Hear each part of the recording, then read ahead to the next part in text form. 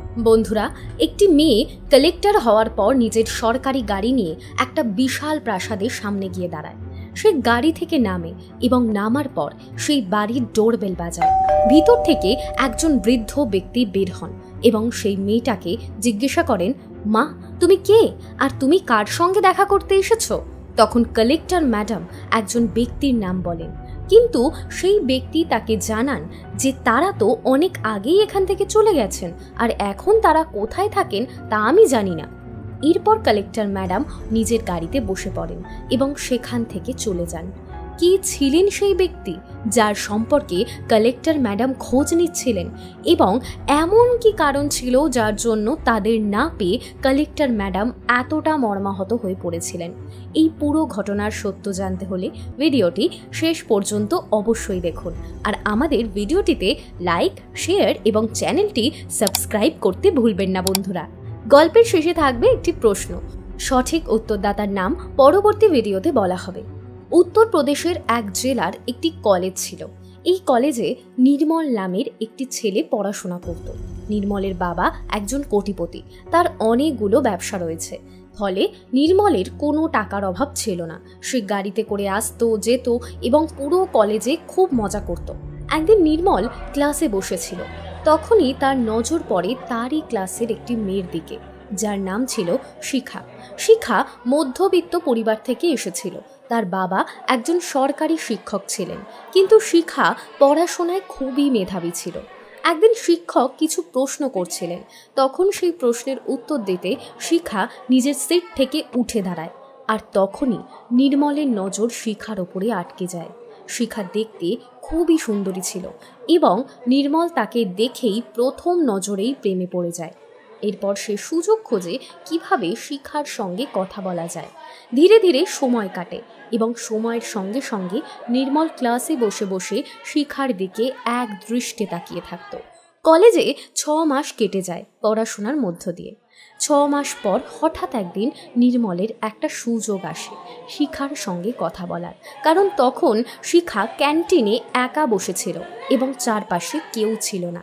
তারপর নির্মল একটু দ্বিধা নিয়ে তার কাছে যায় এবং কথা বলতে শুরু করে। শিখা জানতো যে নির্মল একজন ধনী ছেলে, তাই সে নির্মলের থেকে দূরে থাকতেই চেয়েছিল। সে ভাবতো ও হলো ধনী, হয়তো আমার সুযোগ নিতে চায়। কিন্তু তখনই নির্মল সাহস করে নিজের মনের কথা শিখাকে বলে দেয় এবং বলে, শিখা, যেদিন থেকে তোমায় দেখেছি সেদিন থেকেই বারবার তুমি আমার সামনে আসো, আর আমার মনে হয় যে আমি তোমায় ভালোবেসে ফেলেছি। এই কথা শুনে শিখা যে কথা এতক্ষণ ধরে ভাবছিল সেটাই তার মনে বারবার ঘুরপাক খেতে থাকে। সে ভাবতে থাকে, এই ছেলেটা কি সত্যি আমার সুযোগ নিতে চাইছে, আর সেই জন্যই কি মিথ্যে ভালোবাসার নাটক করছে? তাই সে নির্মলকে না বলে দেয় এবং বলে, নির্মল, দেখো, আমার বাবা একজন গরিব মানুষ, আমরা তোমার সমতুল্য নই, তাই আমাদের এইভাবে কথা বলা মোটেই ঠিক হবে না। যদি আমার বদনাম হয়ে যায় তাহলে অনেক বড় বিপদ হয়ে যাবে। এই বলে শিখা সেখান থেকে চলে যায়। আর নির্মল মনে অনেক কিছুই ভাবতে থাকে। সে ভাবে, শিখা আমাকে ভুল বুঝছে, এই কারণেই সে এমন কথা বলেছে। তাই তাকে বিশ্বাস করানোর জন্য নির্মল বারবার শিখার সামনে এমন কিছু কাজ করে যেগুলো দেখে শিখার মন ধীরে ধীরে নির্মলের দিকে ঝুঁকে পড়ে। যেমন সে অন্যদের সাহায্য করে, কলেজে যারা জুনিয়র আসে তাদের প্রোটেকশন করে। এই সব দেখে শিখাও ইমপ্রেস হয়ে যায়। এরপর শিখাও ধীরে ধীরে নির্মলের সঙ্গে কথা বলা শুরু করে। নির্মল আবার একবার শিখাকে ভালোবাসার প্রস্তাব দেয় এবং এইবার শিখা তার ভালোবাসা গ্রহণ করে ও বলে, ঠিক আছে নির্মল, আমিও তোমাকে ভালোবাসি এবং আমরা দুজন একসাথেই থাকবো। এরপর নির্মল ও শিখা কলেজে একে অপরের সঙ্গে প্রচুর সময় কাটাতে থাকে এবং বিষয়টা কলেজে প্রায় সবাই জেনে যায়। ধীরে ধীরে তাদের গ্র্যাজুয়েশন শেষ হয়ে যায়, আর গ্র্যাজুয়েশন শেষ হতেই নির্মল শিখাকে বলে, শিখা, এখন আমাদের বিয়ে করে নেওয়া উচিত। শিখা এই কথা শুনে বলে, নির্মল, তুমি ঠিকই বলেছ, কিন্তু আমার মনে হয় তোমার পরিবার এই বিয়েতে রাজি হবে না, কারণ আমার বাবা একজন সাধারণ শিক্ষক আর তোমার বাবা একজন কোটিপতি, তারা হয়তো এই বিয়েতে সম্মতি দেবেন না। তখন নির্মল বলে, না, এমন কিচ্ছু হবে না, আমি আমার বাড়ির লোকের সঙ্গে কথা বলবো, কোনো সমস্যা হবে না। এরপর নির্মল বাড়িতে যায় এবং তার বাবার সঙ্গে বিয়ের কথা তোলে। সে বলে, বাবা, আমি কলেজে শিখা নামের একটি মেয়েকে ভালোবাসি এবং আমি চাই ওকেই বিয়ে করতে। বাবা এই কথা শুনে মনে মনে অনেক কিছু ভাবতে থাকে, কারণ সে একজন কোটিপতি ছিল এবং তার মধ্যে ধনী হওয়ার অহংকার ছিল উপচে পড়া।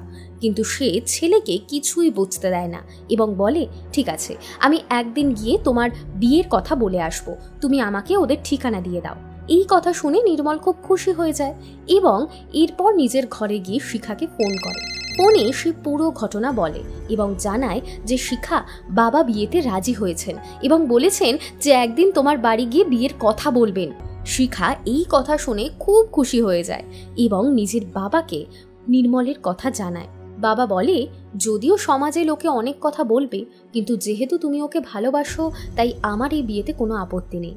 কয়েকদিন পর নির্মলের বাবা নিজের বিলাসবহুল গাড়িতে চড়ে শিখার বাড়ি পৌঁছায়। শিখার বাড়ি অন্য জেলায় ছিল এবং একটি গরিব পাড়ায় অবস্থিত ছিল। বাড়ি ঠিকঠাকই ছিল, কিন্তু নির্মলের বাড়ির ধারে কাছেও ছিল না। নির্মলের বাবা ঘরে ঢুকেই আসবাবপত্রের অবস্থান দেখতে থাকে। ঢুকতেই তার মেজাজ খারাপ হয়ে যায়, কিন্তু শিখা তার বাবাকে আগে থেকেই জানিয়ে দিয়েছিল যে আজ নির্মলের বাবা আসবেন, তাই তারা পুরো প্রস্তুতি নিয়ে রেখেছিলেন। শিখার বাবা তাকে যথাযথ সম্মান দিয়ে ঘরে বসান এবং চা জল খাবারের ব্যবস্থা করেন। এরপর নির্মলের বাবা শিখার বাবার সঙ্গে কথা বলেন এবং কথায় কথায় তাদের ধন সম্পদের গর্ব দেখাতে শুরু করেন। তিনি বলেন, দেখুন, আপনার মেয়েকে আমার ছেলের কাছে বলতে হবে যে সে নির্মলকে ভালোবাসে না। আপনার যত টাকা দরকার আপনি নিয়ে নিন, কিন্তু আপনার মেয়ের সঙ্গে আমার ছেলের বিয়ে হতে পারে না।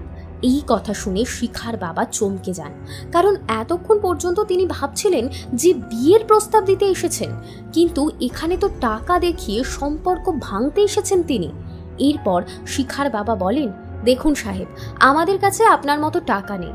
যদি আপনি আপনার টাকার জোরে আমাদের কিনে নিতে চান তবে সেটা সম্ভব নয়, কিন্তু তাও যদি আপনাদের কোনো আপত্তি থাকে তাহলে আমি আমার মেয়েকে পরিষ্কার জানিয়ে দেব যে তোমার এই বাড়িতে বিয়ে হবে না এবং তুমি ওই ছেলেটাকে ভুলে যাও। এই পুরো কথা শিখা ভেতর থেকে শুনে ফেলে এবং সমস্ত ঘটনা সম্পর্কে সে অবগত হয়ে যায়। ভিতরে বসে বসে শিখা ফুপিয়ে ফুপিয়ে কাঁদতে থাকে।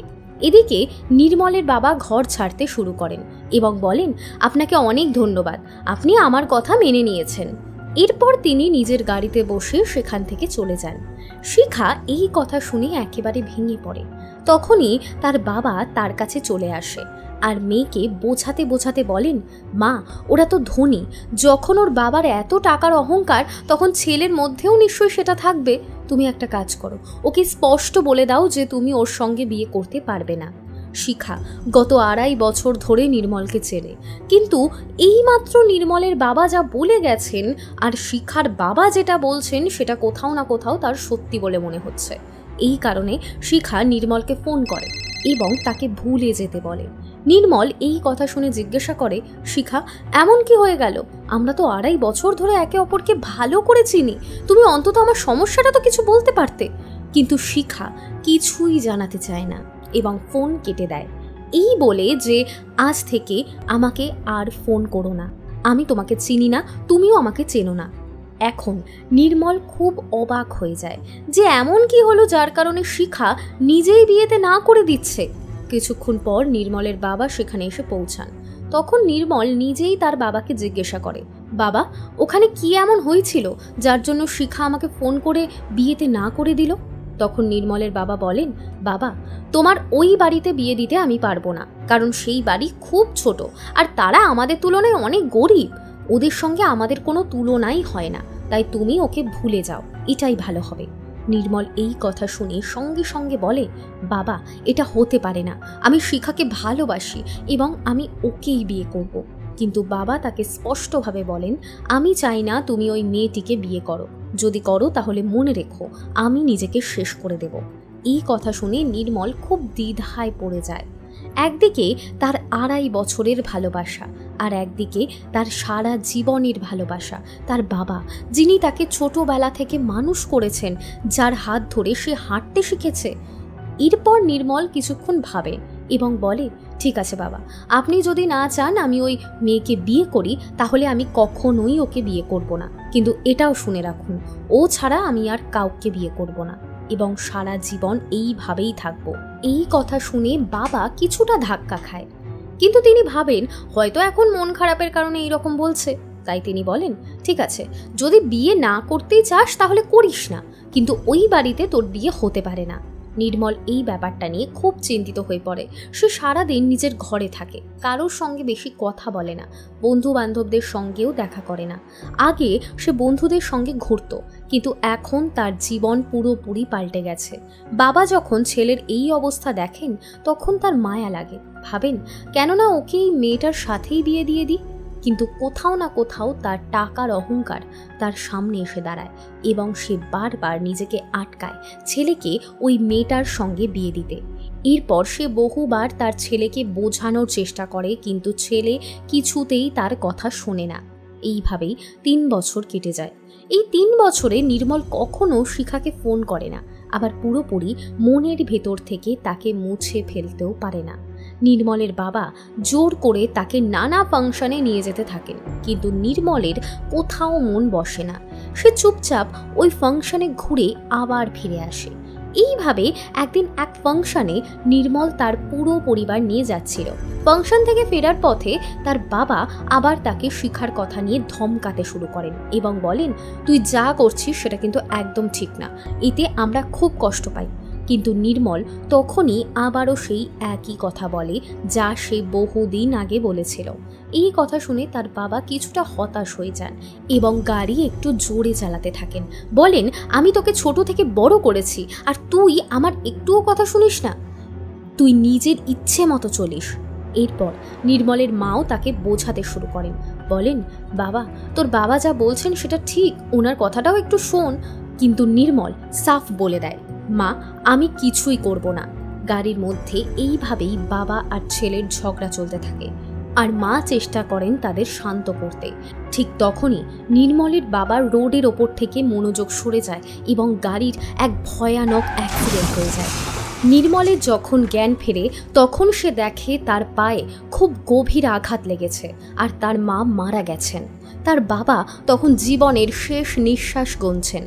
তখন সে দ্রুত বাবার দিকে যায় এবং তাকে গাড়ি থেকে বের করার চেষ্টা করে, কিন্তু তার বাবা বলে, আমাকে বাইরে বের করো না, আমার মনে হচ্ছে আমার শেষ সময় এসে গেছে, আমি আর বাঁচব না, মৃত্যুর আগে আমি তোমাকে একটা কথা বলতে চাই। নির্মল তখন বলে, না বাবা, আগে আপনাকে বের করি, আগে আপনাকে হাসপাতালে নিয়ে যাই, তারপর কথা বলবো। কিন্তু বাবা তাকে থামিয়ে বলেন, বাবা আমি অনেক দিন ধরেই ভাবছিলাম তোমাকে ওই মেয়েটার সঙ্গেই বিয়ে করিয়ে দেব, কিন্তু আমার অহংকারের কারণে তোমাকে বলতে পারিনি। আজ বলছি তুমি নিশ্চিন্তে ওই মেয়েটিকে বিয়ে করো, কারণ আমি চলে যাচ্ছি আর আমার এই অহংকার আমার সঙ্গেই চলে যাচ্ছে। এই কথা শুনে নির্মলের চোখে জল চলে আসে এবং সে তার বাবাকে বাইরে বের করতে থাকে। কিছুক্ষণের মধ্যেই অ্যাম্বুলেন্স এসে যায়।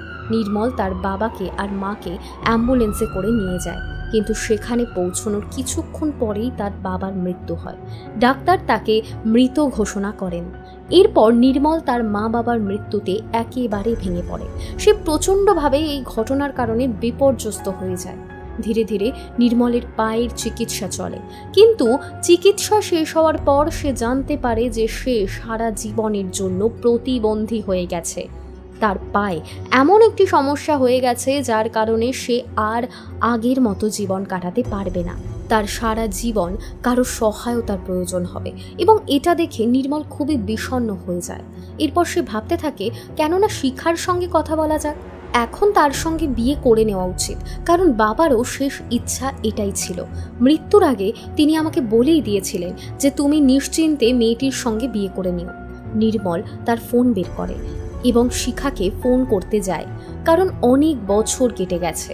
সে ভাবছিল যদি শিখার বিয়ে হয়ে যায় তাহলে তার কাছে যদি আর এখন কোনো সুযোগই না থাকে। যখন নির্মল ফোন নাম্বার ডায়াল করে তখন শিখারই নাম্বার পায় না এরপর সে এক কমন ফ্রেন্ডকে ফোন করে যে শিখাকে ভালো করে চিনত এবং তার কাছে ফোন করে শিখার বিষয়ে জানতে চায়। তখন সেই কমন ফ্রেন্ড তাকে জানায় যে শিখা বর্তমানে কালেক্টর হয়ে গেছে এবং তার ট্রেনিং চলছে। এই কথা শুনে নির্মল খুব অবাক হয়ে যায় এবং ভাবতে থাকে, এখন যদি আমি তাকে বিয়ের জন্য বলি সে কি আমাকে না করে দেবে? কিন্তু আমি তো এখন প্রতিবন্ধী হয়ে গেছি এবং তার উপযুক্তও নই। এই কথা ভেবে সে সেই ফোনটি কেটে দেয় এবং নিজেকে অজানা অচেনা জীবনে ফেলে দেয়। ধীরে ধীরে প্রায় 1 বছর কেটে যায় এবং 1 বছরের মধ্যেই নির্মলের পুরো ব্যবসা বন্ধ হয়ে যায়, কারণ সে আর এখন তার ব্যবসায় মন দেয় না এবং কোথাও মন বসে না তার। সে ঘরের ভেতর পড়ে থাকতো এবং দিন রাত মদ খেত। উপরন্তু সে সেই বাড়িটিও বিক্রি করে দেয় যেখানে সে তার বাবার সঙ্গে থাকতো। এরপর নির্মল সেই বাড়ি বিক্রি করে টাকা নিয়ে সেখান থেকে চলে যায় এবং এখানে সেখানে ঘুরে বেড়াতে থাকে। এদিকে শিখার যখন ট্রেনিং শেষ হয় তখন তার একটি জায়গায় পোস্টিং হয় এবং সে সেখানে গিয়ে দায়িত্ব গ্রহণ করে। কিন্তু শিখার মনে এখনও নির্মল গেঁথে ছিল এবং সে সেখান থেকে সরাসরি গাড়ি নিয়ে নির্মলের বাড়িতে পৌঁছে যায়। সেখানে গিয়ে সে দরজায় কড়া নাড়ে এবং ঘরের ভেতর থেকে অন্য একজন ব্যক্তি বেরিয়ে আসে এবং তাকে সে জানায় যে তারা তো অনেকদিন আগেই বাড়ি বিক্রি করে চলে গেছে। এরপর শিখা নির্মলের বিষয় খোঁজ নিতে শুরু করে এবং প্রায় 1 মাস পরে সে নির্মলের ঠিকানা খুঁজে পায়। নির্মল এখানে তার বাড়ি ছেড়ে একটি দরিদ্র বস্তিতে থাকতো। সেখানে সে ছোটোখাটো কাজ করে তার সময় কাটাতো। এরপর শিখা তার সঠিক ঠিকানা খুঁজে নিয়ে সরাসরি তার বাড়ি পৌঁছে যায়, যেখানে নির্মল তখন থাকছিল। নির্মল তখন ঘরের ভেতরে বসেছিল এবং যখন সে শিখাকে তার দরজায় দেখে তখন একদম তার চোখ এড়িয়ে যেতে থাকে। নির্মল নিজের অবস্থা পুরোপুরি খারাপ করে ফেলেছিল। ঠিক তখনই শিখা তার কাছে যায় এবং বলতে থাকে, নির্মল, এটা কি অবস্থা করেছো তুমি? তুমি আগে কেমন ছিলে আর এখন নিজেকে আয়নায় দেখো তোমার কি অবস্থা হয়ে গেছে। কিন্তু নির্মল তাকে অস্বীকার করে বলে, কে নির্মল? কেমন নির্মল? আমি কোনো নির্মল নই। দেখুন, আপনার কোনো ভুল বোঝাবুঝি হয়েছে। এখানে নির্মল নামের কোনো লোক থাকে না। যদিও নির্মল শিখাকে চিনে ফেলেছিল তবুও সে তাকে চিনতে অস্বীকার করছিল। এরপর শিখার চোখে জল চলে আসে নির্মলের এমন অবস্থা দেখে এবং তার মুখ থেকে এই সমস্ত কথা শুনে। সে বলতে থাকে, নির্মল, আমি এমন কি ভুল করেছিলাম যে তুমি আমাকে চিনতেই অস্বীকার করছো? এখনও কি তুমি সেই কথার জন্যই রাগ করে আছো যেটা আমি সেদিন তোমাকে বলেছিলাম? কিন্তু নির্মল তখনও অস্বীকার করতে থাকে, বলে, আমি তো আপনাকে চিনিই না এবং আপনি কোন কথার কথা বলছেন আমি তো সেটাই বুঝতে পারছি না। কোন নির্মল? কার নির্মল? আর কেমন নির্মল? আপনি এখান থেকে চলে যান, আপনার মঙ্গল তাতেই হবে। তখন শিখা নির্মলের হাত ধরে নিজের মাথার ওপর রাখে এবং বলে, যদি তুমি নির্মল না হও তাহলে আমার মাথার ওপর হাত রেখে এই কথা দিব্যি করে বলো যে তুমি নির্মল নও এবং আমি ভুল লোককে নির্মল বলে রাখছি। এই কথা শুনে নির্মলের চোখ থেকে অশ্রু গড়িয়ে পড়ে আর সেটাই ছিল প্রমাণ যে সেই নির্মল। এরপর শিখা তার চোখের জল মুছে দেয় এবং বলে, নির্মল, তোমার এমন কি হয়েছিল যে তোমার এমন অবস্থা হয়েছে এবং তুমি কি কারণে আমাকে চিনতে অস্বীকার করছো? তখন নির্মল তার পুরো গল্প শিখাকে বলে দেয় এবং বলে, শিখা, এখন আমি তোমার যোগ্য নই। আমার এক পায়ে এমন অসুবিধা হয়েছে যে সারা জীবন আমাকে অন্য কারো সাহায্যে চলতে হবে। এখানে আমি ছোটোখাটো লেখাপড়ার কাজ করি যাতে আমার খরচ চলে যায় এবং জীবন কাটে। তাই তুমি আমার সঙ্গে নিজের জীবন নষ্ট করো না। তুমি এখান থেকে চলে যাও আর আমাকে পুরোপুরি ভুলে যাও। কিন্তু শিখা তখন বলে, নির্মল, আজ আমি যে একজন কালেক্টর হয়েছি সেটা শুধু তোমার কারণেই হয়েছি। যদি তোমার বাবা সেদিন আমাদের গরিব বলে অপমান না করতেন তাহলে হয়তো আজ আমি কালেক্টর হতে পারতাম না। সেদিনের পর আমার ভেতরে এক অন্যরকম আগুন জ্বলে ওঠে এবং আমি প্রতিজ্ঞা করি আমাকে একজন বড় অফিসার হতেই হবে, যাতে আমি নিজে নির্মলের বাড়িতে গিয়ে বিয়ের প্রস্তাব দিতে পারি এবং তার বাবা এই সম্পর্ক প্রত্যাখ্যান করতে না পারেন। তখন নির্মল বলে, হ্যাঁ শিখা, আমি জানি যে তুমি কালেক্টর হয়ে গেছো। যখন তুমি কালেক্টর হয়েছিলে তখনই আমি জানতাম এবং আমি তোমার সঙ্গে কথা বলারও চেষ্টা করেছিলাম। কিন্তু যখন আমি দেখলাম যে তুমি এত বড় অফিসার হয়েছো আর আমি একজন প্রতিবন্ধী, তখন আমার মনে হয়নি যে তোমার সঙ্গে কথা বলাটা ঠিক হবে। এই কারণেই আমি আজ পর্যন্ত তোমার থেকে দূরে ছিলাম। এই কথা শুনে শিখা হঠাৎ নির্মলকে জড়িয়ে ধরে এবং বলে, নির্মল, এখন তুমি আর চিন্তা করো না, যা হয়েছে সেটা ভুলে যাও, কিন্তু আমি বিয়ে করব শুধু তোমার সঙ্গেই। এটা বলে শিখা নির্মলকে সেখান থেকে নিয়ে যায় এবং সোজা একটা ভালো সেলুনে নিয়ে যায়। সেলুনে গিয়ে তাকে ভালোভাবে তৈরি করে এবং এরপর তাকে নিজের বাবার সঙ্গে পরিচয় করিয়ে দেয়। শিখার বাবা এই বিয়ের বিরুদ্ধে একেবারেই ছিলেন না, তাই তিনি বিয়েতে সম্মতি দেন এবং তার উপস্থিতিতে বিয়ে সম্পন্ন হয়।